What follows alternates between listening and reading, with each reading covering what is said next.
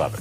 All right, so do you own a landline at home? No, I haven't had one since I think about 2016. It's been a while, right? But Well, my parents still have one. My mom still has one as well. If you own a landline at home, you're part of a dying but unique breed. A new report tracked landline holdouts and found some interesting ways they differ from those cord cutters. Okay. Well, for starters, it might be no surprise that older adults tend to hold on to their landlines. 90% of people aged 30 to 34 are wireless only, compared to just 54% of people 65 and over. Now, that's according to the CDC. But there's some less obvious findings. Landline holdouts are more likely to own a home, less likely to smoke, and less fond of binge drinking. The CDC tracked about 18,000 Americans to compile that data. Researchers who spoke to USA Today said cord cutters are more likely to be young and restless and willing to engage in risk-taking behaviors. So you're calling us young.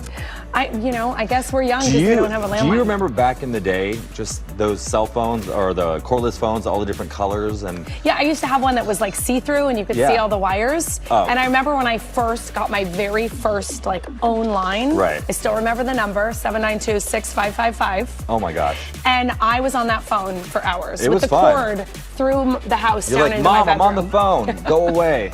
All right, let's talk about this next story. So a lot of us don't clean out our fridge and freezer as often as we should, but one woman in Virginia, she may have us all beat. She's sharing the story of a decades-old biscuit baked before the U.S. entered World War II.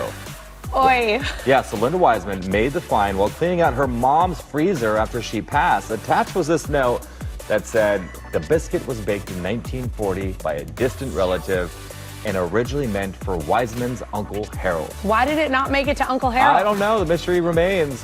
But why keep a singular biscuit? The family's not really sure, but Wiseman intends to keep the biscuit for future generations.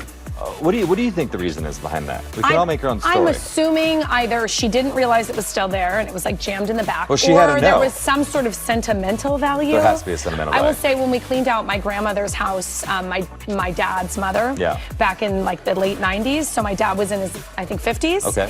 And she had still a little card for his dental appointment when he was a kid.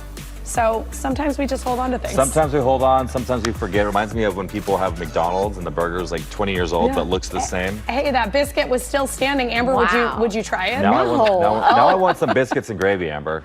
Yeah, a fresh one, not an 84-year-old. Now you can get your KCAL news, weather, and live stream all in one place on the CBS News app. Download it free today.